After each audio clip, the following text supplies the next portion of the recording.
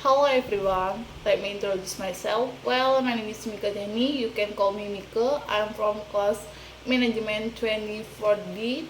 In this video, I will explain about ledger.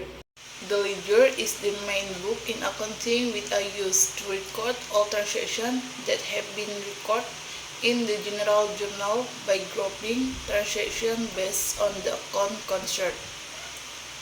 The ledger has an important role in making it easier to prepare financial reports such as balance sheets and profit and loss reports.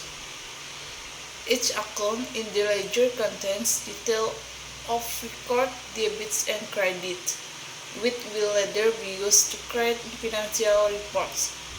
The general ledger consists of several types of accounts grouped into certain categories, such as asset, liability, equity, income, and expense.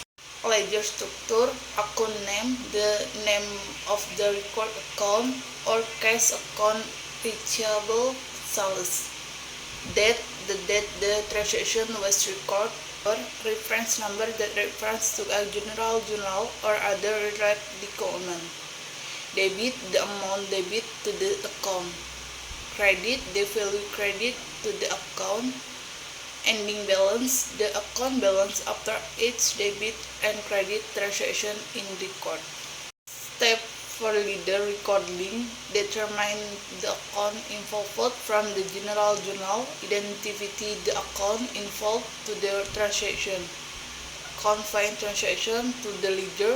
Every transaction recorded in the general journal must be transferred to the appropriate account in the ledger.